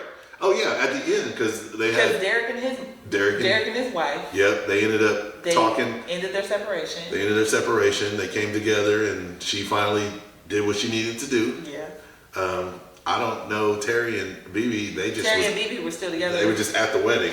And then, but he did seem scared though. Yeah, he did. He had to go check on her. Yep. Dude with his mom. Oh, Brian. She finally ended up hugging him. She gave him a hug at the wedding. Completely out of context, but okay. She was showing love. And and then Brian ended up getting his brother. Well, he did. He ended up getting his brother, but then he also ended up talking to a black woman instead of a white woman. Yes, he approached two women. One was white, one was black, and at the end, he made the move to go to the black woman because his mama gave him a hug. Right. You see how ridiculous this is? So if you got little boys out there, black women, give them a hug today. If you want them to marry black women, apparently you need to give them hugs. Give them a hug, because that's what the movie's telling me. All right, and let them teach them to give their women the last piece of cake or a chicken wing. So let's talk about these tropes. We'll go back. Let's talk about these tropes that we found throughout the movie. Some romantic tropes. So we had the commitment phobic bachelor, which was Jackson's storyline, and the trope given for him was a successful, emotionally unavailable man who struggles with settling down due to past trauma or fear of commitment. And so we basically told you how it played out. He's terrified of commitment. He has recurring nightmares of a bride with a gun, symbolizing his anxiety around marriage and just commitment in general. And then he self-sabotages relationships by cutting women off as soon as things get serious. And here's the reality check. Even though fear of commitment is real, I mean, even people who are deeply in love, who are getting married, you know, you hear about cold feet. It doesn't prove that there's no love there. It just means that you take this very seriously. We know that's real, but the movie oversimplifies this. It makes it seem like you can suddenly, without any work, go from commitment phobe to deeply in love in a committed relationship. Again, what did we see? He went to therapy, he had a woman, had sex, and next thing you know, apparently he's in a relationship. Next thing you know, he's in love and committed, declaring his love. Where was the growth? We don't see that. Matter of fact, we can't even tell how much time has passed. Right. And so the reality of it is this, that if you want to overcome deep-seated fears like that, it's gonna require intensive work. It's gonna require deep introspection. Sometimes you do have to go to external sources like therapists and whoever you can count on, like really trust with those sort of things. But it's not just a matter of you decide in your head, oh, I'm gonna not be a commitment phobe anymore, and then all of a sudden it's gonna change. No, there's some work to be done. And as I just mentioned, these people need to take personal accountability and responsibility for their actions, not only as individuals, but their contributions to the relationship, how they contribute to the mess in the relationship just as much as how they contribute to what makes it work. It's intentionality. So that's how you deal with that kind of thing. The next one would be the reformed player settles down. That would be Terry's storyline. The man who was once notorious womanizer suddenly decides to settle down. It plays out. Terry, who has slept with countless women, claims to be changed man and gets engaged to BeBe, only to later realize he doesn't actually want to marry her. The reality check of this is a past player can change, but not just because they say so. Terry's rushed engagement reinforces the idea that settling down is a switch you flip rather than a conscious, intentional process. His lack of true emotional work is why he ultimately backs out of the engagement. Intentionality is always going to be something that is going to be at the forefront of change. You cannot change unless you are intentionally trying to make those changes. In this, his way of changing was to basically introduce himself to one woman and say, that's it, that's my change. And instead, it actually backfired on him because he realized that he really hadn't changed. He just changed from multiple women to one woman, and that's not the change he really needed. What he needed to do was to grow up a little bit and realize whether or not he really wanted to be in a committed relationship. And what it takes to be in one. Yes, and understand what it takes to be with one, and understand if that's the person he really wants to be with. Yeah, you need to know how to pick a partner. Correct. So the other trope is crazy ex who can't let go, which is BeBe's storyline. And it's this idea of a woman scorned becomes unhinged, engaged in stalking behavior or seeking revenge on her former lover. This is something you see all the time. There's so many movies like, what's that one with Glenn Close? Oh, single white female? No. No, baby. With Michael Douglas? Fatal Attraction. Fatal Attraction, yes. And then there's one with Omar Epps and Nia Long. It's so many movies of this where you see the unhinged person. So basically, as we talked about a moment ago, after Terry breaks things off, BeBe shows up uninvited. She's stalking him. She refuses to take no for an answer and eventually dons a wedding dress looking like a complete psycho and shoots up Brian's house. Mind you, Brian's house. And literally could have killed all his friends. So this is the reality. Even though breakups can be hard, the idea that a woman, or anyone for that matter, can't handle rejection without becoming violent or obsessive is an exaggerated, harmful stereotype. Look, we literally know these things happen. There are plenty of news stories. There's plenty of things on the internet that show these things happen. And if they don't do harm to others, they do harm to themselves. This is a reality. But because someone breaks your heart like this does not mean that you have the permission to act a fool and to do harm to self or others. In real life, most of us have been heartbroken. We grieve, we go through hard things, but at the same time, we move on. We don't resort to petty tactics. We don't resort to toxicity. We don't resort to violence. Again, I'm gonna emphasize, don't do harm to self or others, because that is not the aim. The aim is to heal. You don't heal by hurting people. And it seems like the idea, you get this idea that you can. Like, if I get them back, you're gonna feel better. But I bet you, if you look back in your life, What point at time did you get revenge and it actually literally made you feel better? It doesn't work. So like all these other things, reform player, all these things, it takes deep inner work. And sometimes you need someone else's help to do that. So if you are that person who's a crazy ex who can't let go, how about you don't be crazy anymore? Get the help you need and do some work. Heal so that these things aren't your reality. So our next one would be the man who dates women and he doesn't respect them. That would be Brian's storyline. The trope is the emotionally detached bachelor who serial dates but refuses to take women seriously. How it pays out, Brian views women as interchangeable, doesn't even remember their names, and chooses partners based on who will agree with him and rather than challenge him. So the reality check in this is it reflects real world dating issues. Some people seek relationships where they'd rather have the power over a true partnership. So they want control over everything. However, the movie oversimplifies Brian's growth by making it seem like one confrontation with a woman, which is Jesse, is enough to change his mindset. Of course, we understand that he had already dated multiple women prior to that, so I kind of see where him having this one incident happen may not be just the one thing that changed his mindset, but also being behind the couch when his friend's ex is shooting a gun might also change your mindset and say, hey, you know what, it's not that, it's, you know, I need to look at some things I need to change in my life so I don't end up on the other end of a gun like my friend just did. That's how I see that. Also, him making amends with his mom comes into play. They didn't really touch on that, but that is one of the tropes, is the man who doesn't respect women that he dates. It may be stemmed from having that conversation with his mom or a parent. It could stem from a family history, but he also does need to seek some kind of help or therapy in that situation, or just understand who he is and where he's getting that thought from, that thought process. But even to add to your point, you know, you could date women you don't respect, right, to sort of prove your narrative. Yeah. So if you're sold on this idea that black women are trash, right, you're going to mess with black women that you think are trash so that you can keep saying it and justifying it, which will allow you to justify your bad behavior toward women. Ooh, and that's a good point. So that, I mean, why else would you date women you don't respect? It's because there's some work that you haven't done, and as long as you feel superior to them, then it allows you to feel like there's no need for you to change. The onus is not on you to do anything to change because you dating trash. All right. So our final trope, sex solves everything. Oh my God. Go ahead, I'll let you start. Literally when this movie started, we got with all of them, we got an overview of all their issues. Yes. But it's interesting, what was it, 12-something minutes in, the first series of things they showed us with relationship interactions was sex. Yes.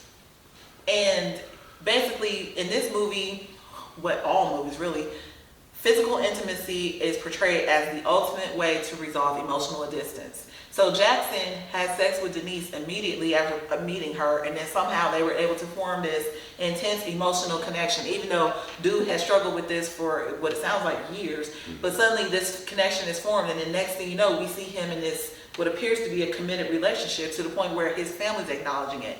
Then we see Derek with his wife. They struggling with their sexual, a sexless a marriage where it was basically the wife refusing to do something that ended up becoming a sexless marriage.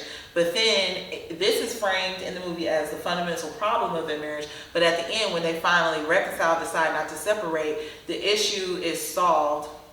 Okay, I'll be fair. They didn't necessarily say that this is what solved it. But upon realizing she didn't want to separate, the first thing she did was to prove it, was to give him oral sex, which he had been wanting all this time. And then we have Brian, who avoids relationships, but he is always having sex with women, and somehow or other, this keeps him emotionally detached. We know that sexual chemistry is important. Our theory is even, well, particularly in a married relationship, right, sex is the most important thing. So right, we have sex and then communication. Well, no, we have intentionality and then sex and then communication. Right. But if you're dating, the most important thing is intentionality, communication, and sex. we can explain that a whole nother day. So we understand it's important, but at the end of the day, except for a married context, Right. it is not cultivating true intimacy. Ultimately, it causes a lot of problems. Yes. And so the movie reinforces this idea that sex is a way to secure love and that it will fix problems and that it's a test of your compatibility rather than being an extension of a healthy relationship. Right. And so the idea is that if you are leaning on sex as a thing to bring you connection or even to disconnect you, you are sorely mistaken. You have deceived yourself. Right. Because sex can no more connect two people who are not connected in any other way than it can disconnect people who refuse to be connected. If you are Go ahead, break it down. I'm gonna challenge you this way. Break it down. Do you think BeBe would have been drawing a gun on a dude she never had sex with? Nope. Never. Why? Because she would have just thought of him as someone that she was trying to know, and he decided not to know her anymore. There's no connection. There's no connection. Right. Do you think Jackson would have been with Denise for real if they didn't have sex? What did his boys say? Remember they was playing basketball and they was like, man, she turned you out. Yeah. And then he even said, well, maybe she did, but. Yeah. Right. That's true. And he wouldn't have been so offended, maybe. Or here's a good, even better question. Do you think that Jackson would have went back to Denise if he would have found out she was having sex with her You're dad? so right. See? Exactly. Because he wasn't, so he kind of gave her a shot. Yep. But if she was, ain't no way. Ain't no way. Ain't no way. Ain't no way. Ain't no way. And that's the thing, like they tell this stupid story in movies that sex solves everything, sex creates connections, sex is da da da. But really, honestly, that's trash. Because sex will ruin a life or it can build a life. But again, it only does that. It ruins lives in the improper context. Yes. And it builds lives in the proper context. Mm-hmm. And that's why we have this old theory that we ain't gonna give away just yet. So now we get to the nitty gritty about the purpose of this particular episode and really our channel in general is to highlight some of the relationship lessons we can all glean from these movies and to offer you some practical wisdom. So know that we're not coming off as experts. Neither of us are licensed clinical therapists, psychologists, psychiatrists, medical professionals, none of that. We just people who have lived life and Two black people watching black movies, giving our opinion like black people do. no. Yes, we black.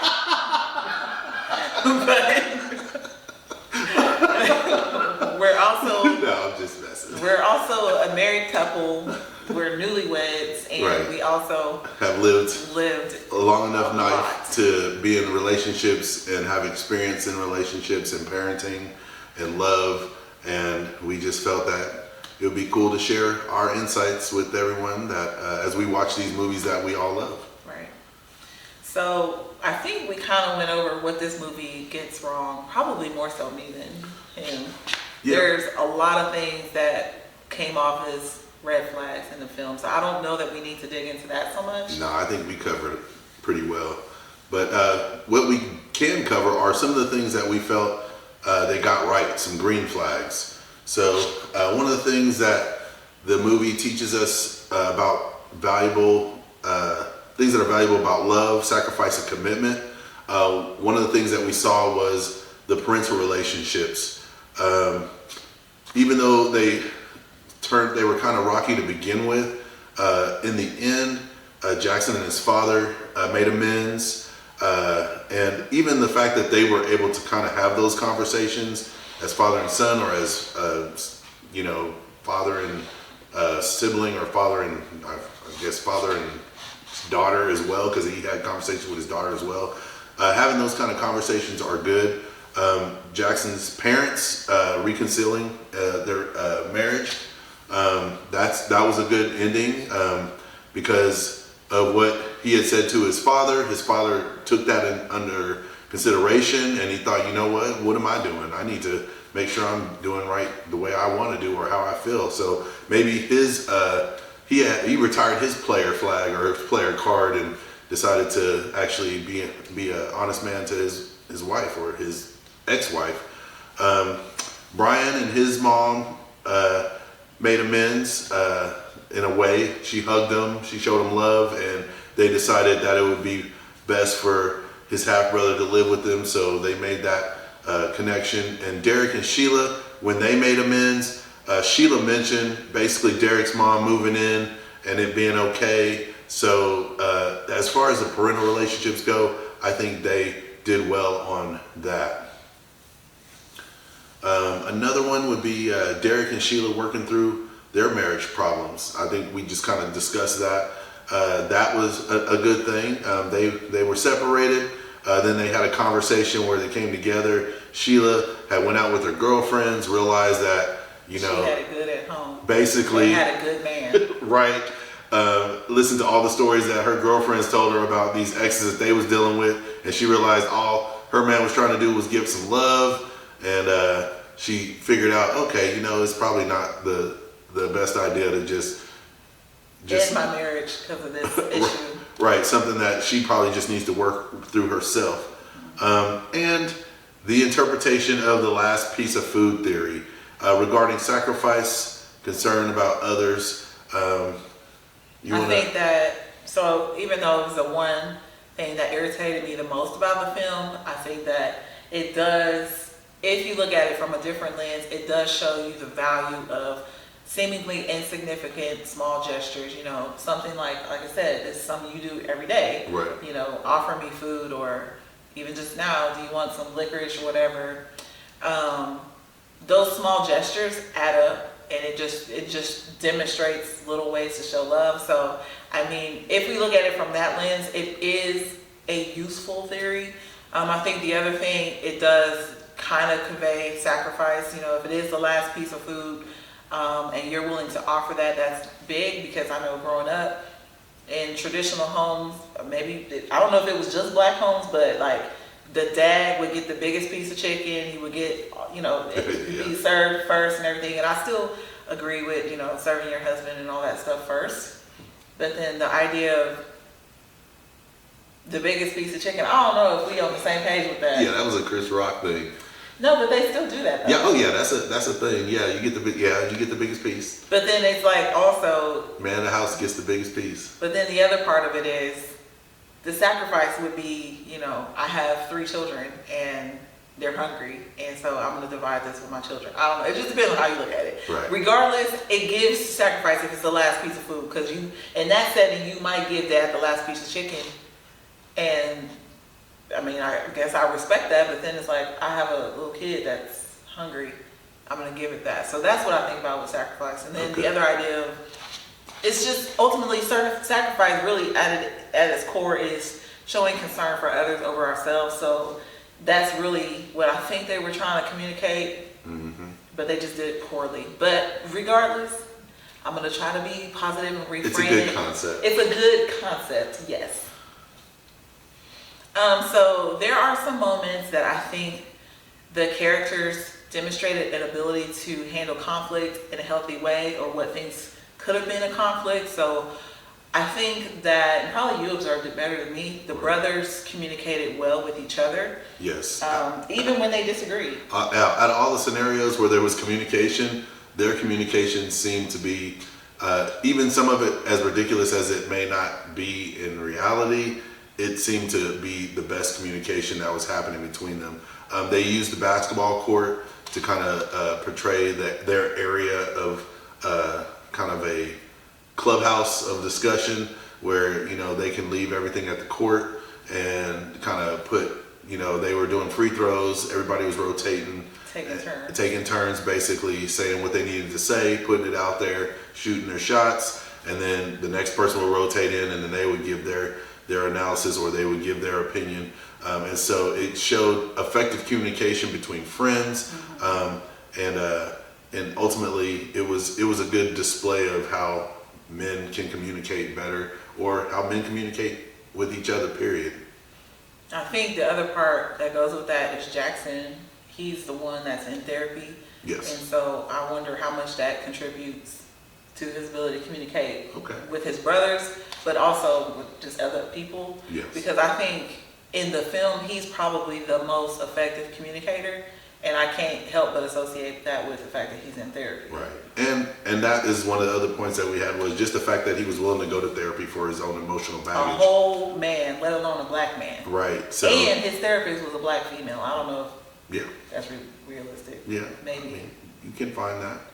I meant like him being willing to go. To a black woman as a therapist, yeah, that in itself shows some growth, or maybe he just felt like, you know, I'm dealing with these black women. And she would understand. I'm gonna go to the source. Yeah. So Yeah. that's a good way to look at it.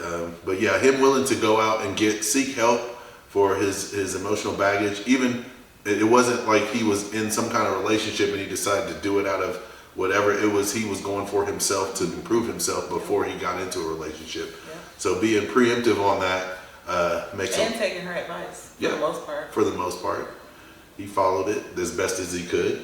So that definitely was a good moment. And then what about Terry being honest? Oh yes, even though his delivery was not the best method, Right. him being honest about his desire to postpone the marriage or to not have the marriage, I think was a good thing, because he was being honest. He at least came to a sense of saying, hey, you know what, this is how I feel about it. Now the whole rest of it with the gun and all that, however that worked out, he ended up back with her. I don't know if they went back to therapy or they went to the therapist or something, but however they worked that out, they worked it out. But at least he was able to come up and communicate his honesty about how he felt about getting married before it became something worse, where he's in this marriage that he didn't want to be in. And then there's a whole nother movie, I guess, after that. Well, so I think one of the recurring themes in this film is forgiveness. Yes. And I think that all of them demonstrated the ability to forgive people in this film, but with forgiveness is implied grace and mercy. Ooh, yeah. And they all kind of showed grace and mercy to each other, to their partners, to their parents, all that, which we know is not easy to do all the time. No. But they all seem to do it. So even though Terry and BeBe's situation, generally speaking, to me is toxic and it is a relationship that should end, Mm-hmm. I think that the reality is some people get into horrible situations that can transform. And I've been a witness to it. You know, you see the most toxic, unhealthy, horrible relationships that you pray to God would end, but they don't. And then people change. And it shocks you and it's hard to adapt to that changed person, but it does happen. And by no means am I saying stay in the toxicity and wait for it to change. Right. No. But I am saying it is possible. So if there was a green flag, if there was any strength in their relationship, it would be that forgiveness part of it as well. And then we have the other part where Jackson confronted Denise directly. So the thing that he did wrong in that situation was insulting her. But other than that, one, he confronted her face to face, unlike his friend who left a voice message. Two, he basically, when he confronted her, he didn't beat around the bush. He got directly to the point, told her exactly what his concern was, and he asked her questions. So some people may interpret it as he was interrogating her, but I really think he was just trying to get to the bottom of it. And what he needed from her was a direct answer. She wasn't giving him that. But even though she wasn't giving him a direct answer, what I also observed is he actually stood there listening. So he didn't seem like he was listening to react. He literally looked like he was just listening to her. And even though I thought she got to the point of trying to manipulate him, he still listened, and then he made a decision based on how he felt at the moment, based on the information he received, and he still said, let yourself out. But he did listen. And I think that what makes it healthy, like I said, is he confronted her directly. I think people get in conflicts, they try to avoid it. They either do the passive route like Terry, leave voicemails or text messages or emails instead of coming to you face to face and telling you exactly what their issue is. And I feel like one of the key things in communication, especially with conflict, is address the issue directly. But you also have to be aware of your delivery. And he was clearly upset, but he didn't come I don't think that the way he was upset was too much for the situation. No.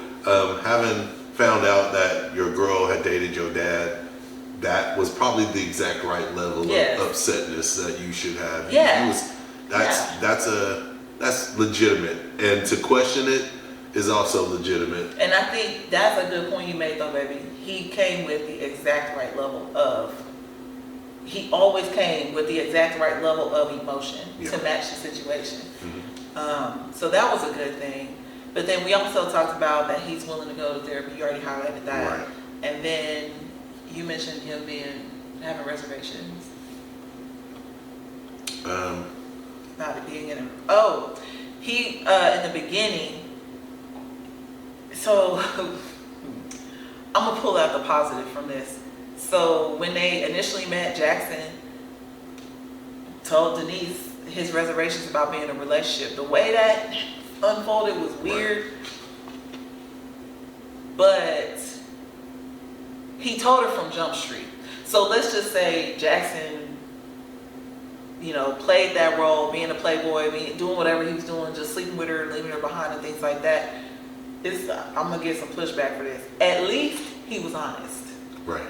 He came clean and said, hey, I know we just hooked up, but this is how I roll. Yeah. And I don't want to hurt you by basically abandoning you because of this, but this is me. Yeah. And he let her make a decision. He let her make a decision. She decided to stay. But here's the thing, though. What they say, when somebody tells you who they are, believe them. Yeah. Jackson told her this is how how he is. If he kept sleeping with her, she agreed to it. This is all consensual. She cannot then, though some people would say it's justified, I do not. She cannot then be mad at him for being exactly how he said he is. So that's like the woman whose man tells her, I'm not interested in commitment. I'm not trying to settle down. I'm not trying to be with you. But then you get mad at him for doing exactly what he said he was going to do. When he leaves. Right. And then you mad because you stick around being loyal, thinking like Denise did, that you could change him because you're putting it down on him, because you're sweet to him, because you're always cooking and cleaning, giving wifey privileges and all the things. You think you can change him and make him into the man you want him to be. That ultimately means he's just committed to you. But he told you from Jump Street that's not who he is. Right. So while it may not be, maybe it don't feel good for them to communicate this kind of thing, the fact that he told her from jump, he could have told her before he smashed. Right. Which is another issue. But he told her from jump. The decision then was hers. She decided to proceed with the relationship. Which, in all honesty, he was really good about that throughout the movie, because even when he told her he loved her, he was direct with that. Yeah, he was. He was like, hey, my outlook has changed. Here's how I feel right now. Mm-hmm. And then she had to deal what she had to do. He let her deal with that emotion, and her response was terrible, because then that came the scene with the last piece of chicken. Mm-hmm. So she completely rejected it. Yeah. But at least at that point he had said, I was here, now I'm here. He did. And then at the next spot he was like, now I'm here. Yes. It's like, I'm done. So he gave her insight as to where he was at every stage of their relationship. So which is good, because it's kind of like we've talked about, like doing check-ins. Yeah, absolutely. And so, hey, where are you at? Where are you at? Mm-hmm. How do you rate our relationship? How do you rate our sex life? How do you rate our communication? Right. Why not? Because how you gonna know? Right. If you don't. That's how you directly ask. That is how you communicate. So those were some things that they got right, and I just felt like we needed to be fair. Yes. Because it is a good movie. Yes. The relationships were just oof. Right. Also want to give our ratings, because at the end of the day, we're still just two regular people watching films, giving our opinions on what we liked and what we didn't like. So we will also summarize this and end this with our own ratings. We have a 5-star rating and a 5-heart rating. The 5-star rating is based off of the movie itself and how we saw the movie from a cinematic scene or cinematic standpoint. The relationship rating is for the 5 hearts and how we saw the romance, realism, the relationship health and emotional health, all those things. So we'll start out with the movie rating. Starting out with entertainment value. And this is going to be 1 to 5 stars, 1 being the least, 5 being the best. What did you think as far as entertainment value? Entertainment value, I give it a 5 because I did laugh. Okay. Yes, I also would give it a 5 just because there was some one-liners in there that were pretty good. And even the stuff that irritated me though, that irritation was still entertainment. So yes, I give it a 5. So what about the soundtrack? The soundtrack was a little. I mean, maybe this soundtrack was raggedy. Just yeah, there was no songs that stuck out to me that was like, oh, I need to add this to my playlist. It was horrible. And some of the songs we were like, what did they just say? Yes. Some of the club songs were like a little graphic. bit. Yeah, they were like not even a good graphic. Right. It wasn't like it didn't give you the club feel. It was a different. So the club looked like it was kind of an upbeat, upscale club, but the music was kind of off. So yeah, definitely, I'd say probably like a 2 for the soundtrack. Yeah. Yeah. Acting and I'd say 1. Acting and chemistry. What do you think?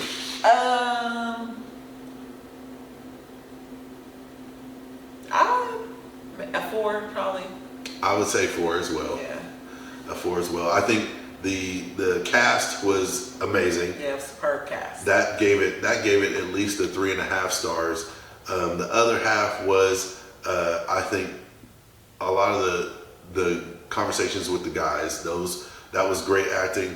The conversation between the men and the women, kind of, it was there, but I didn't see a lot of the chemistry you would think you would see with those actors. The sisters. Yes. The chemistry with the women among the women was weird to me. There was no chemistry. Okay. But as far as the women interacting with the men, yeah. I don't know.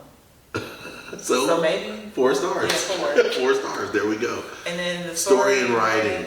Good Lord. I'm gonna give it a 3.5. So I'm gonna say it's better than average because honestly, I think the cast and the acting kind of brought it up a little bit. Well. They carried it well. But some of the plot lines and some of like we were talking about earlier with the park scene and all that didn't set up quite as well as I thought. The tropes were there. There were a lot of predictable cliches. We all kind of figured it out. The foreshadowing I thought was pretty good. Mm-hmm. So in that nature, yeah, you kind of get that good feeling. But some of the dialogue seemed a little forced. Mm-hmm. Some of it seemed like it was just kind of stereotypical. And you said pandering. Yeah, and pandering. But I think overall it was probably about a good average, a little above average writing. I think maybe I'll give it 3. Be honest. I'll give it a 3.5. But I think probably mostly because of what you said, there was so much stuff that wasn't developed. Right. It was like jumpy. Like from one point we're here, this person's point in their life, suddenly we're here. Yeah. And it's like, what happened? Right. And then like Jennifer Lewis' character is suddenly married to Clifton again, and it's like, how? What happened? We literally never even saw y'all talk in the movie. They had a little dance. Maybe it's the dance that did it. So it was weird. But overall, so I guess if we did the average and everything, I don't know the math, but probably end up being a 4-star rating. Yeah, I'd say a 4. 4 out of 5. It's definitely entertaining. Yes, it's most definitely entertaining and lots to talk about. So yeah. That brings us to the parts that's very much a lots to talk about, which is the relationship ratings. 5 hearts. So we got 1 heart being the worst. Super toxic, super crazy. Would not want to give this advice to anyone versus 5 being. Well, no, baby. No. It's like. Or how close it was to some realistic type situations. Okay, so we'll do that. So first off, romantic realism. Romantic How realism. realistic. I'm gonna give that a 2. Yeah. I'm gonna give it a 2, mainly because first off, there were some things like as far as realism goes, and this could go back to some of the movie stuff. Like you got a doctor who's 29. I'm thinking like he's got his own pediatrician, all that stuff going. Like He's just now a doctor. He's probably not gonna have his whole life together because he's just got out of school like maybe a year or so ago. So there's that whole thing of the realism of like, yeah, he would be at a therapist, and I don't know why he would be at a therapist because he would just be still trying to figure out what he was doing. But what about romantic realism?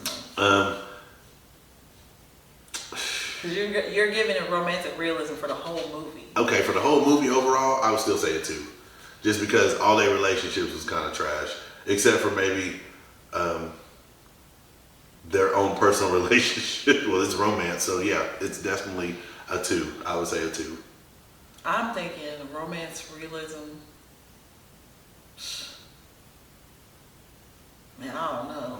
Go ahead. All their relationships, like you said, were trash. But that's not what makes it unrealistic. No, because there's a lot of trash There's a lot of relationships. trash relationships. What's unrealistic is how they handled them. How they ended. Yeah, how Yes. they ended, how they handled, how they Yes, started. that's true. It's nothing made sense. Right. They kind of, yeah, you're right. But yeah, it was weird. And realistic love story. Some of these stories, like I don't see how Terry and BeBe got together. Yeah. At the end of that, No, at the end, or at all. Let's be honest. Like maybe it's just me, but BeBe was not giving Shamar more. keeper vibes. But I don't know. She had a good job at the post office. Right. Relationship health. How many red flags are present for relationship health? I'm gonna give this 1 star.